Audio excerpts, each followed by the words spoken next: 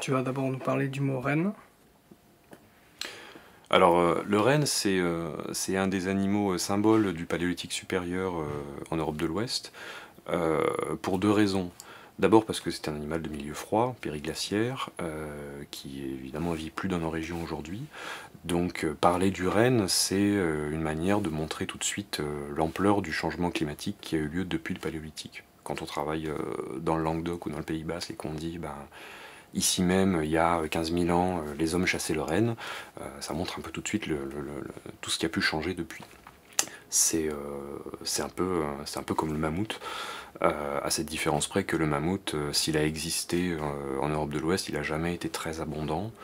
Euh, donc c'est un être qui est un peu moins souvent mobilisé quand on parle de préhistoire, disons en France, on va dire. La différence avec le mammouth qui est avec le renne, c'est que comme il existe encore, Ouais.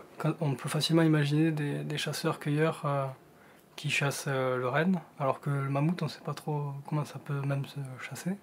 Mm. Est-ce que tu penses que c'est gênant, ça, dans l'étude de la préhistoire, qu'on imagine, qu'on connaisse des chasseurs de rennes, sibériens ou américains?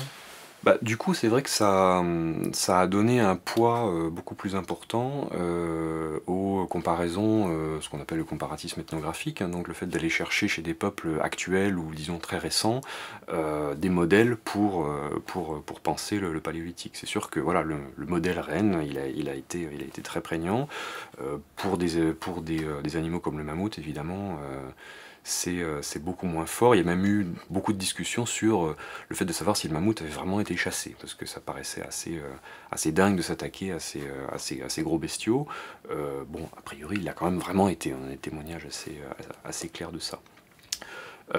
Pour le renne, c'est vrai que ça a donné peut-être plus de poids à un certain imaginaire ou à certaines références ethno.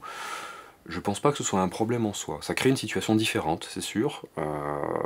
D'autant que bon, les, euh, les peuples qui vivent autour du renne en Sibérie, par exemple, ne sont pas des chasseurs-cueilleurs, sont des pasteurs. Donc c'est pas, il y a des choses qui sont clairement pas transposables. Mais disons que c'est aussi un enrichissement par rapport à d'autres images comme les chasseurs de mammouths dans lesquelles on est obligé de rester quand même dans un grand flou.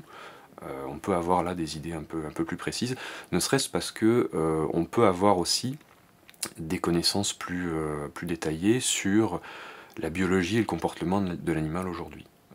Ce qui nous donne là encore plus de matière, on va dire, pour construire des modèles d'exploitation de l'animal, notamment en lien avec les migrations, le fait de savoir que le renne est plus intéressant entre guillemets à chasser à certaines saisons en termes de qualité de la peau, de quantité de viande, etc. etc. Ça sont des modèles qu'on a pu construire sur des populations de rennes actuelles. Avec le mammouth, c'est plus compliqué.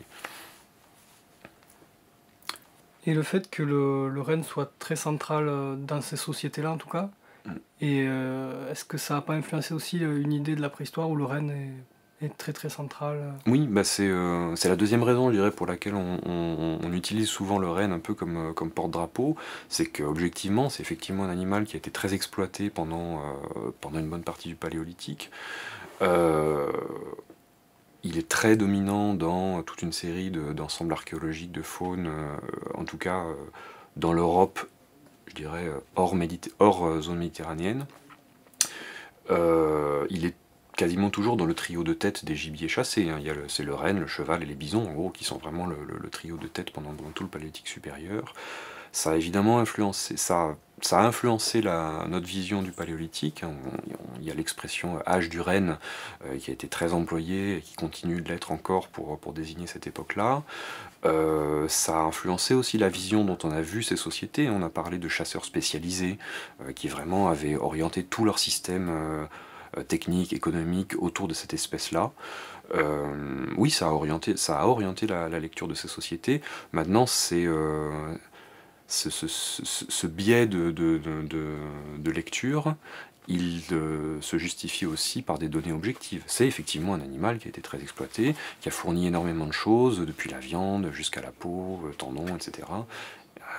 C'est pas complètement un hasard non plus. Mais c'est vrai que on a pu, le bâton a pu être tordu un peu loin dans un certain sens, quoi. Est-ce que tu penses que ça fait forcément du renne un animal avec une place symbolique particulière, le fait qu'il soit présent dans beaucoup de sphères matérielles. Bah, c'est ça qui est étonnant et qui a déjà été relevé par plein de chercheurs d'ailleurs, hein. C'est que cet animal qui est quand même très présent parmi les gibiers chassés, dans les matériaux utilisés aussi, même en dehors d'un contexte de chasse. Je pense par exemple au bois de renne qui en général est pas chassé mais plutôt ramassé, collecté, puisque c'est surtout du bois de chusque qui est utilisé. Cet animal donc qui est très présent dans les sphères techniques, économiques, il n'est pas très présent dans les représentations par exemple, dans l'art pariétal, dans les peintures, les gravures des grottes, ou bien sur les objets. Il existe, hein, on connaît des tas de représentations de rennes sur des objets mobiliers ou dans les grottes, mais il n'est pas dominant. C'est plutôt le couple cheval-bison, qui de fait sont aussi les deux autres ongulés souvent chassés, qui va être le plus dominant. Moi je pense que de mon point de vue, ça montre un truc enfin, ça illustre plutôt une situation qu'on connaît aussi en ethnographie, c'est que les sphères techniques, économiques et les sphères symboliques sont déconnectées. Il y a évidemment des liens entre les deux, mais il n'y a aucune raison a priori pour que les représentations, par exemple, soient une illustration fidèle de la place d'un animal dans la société au quotidien.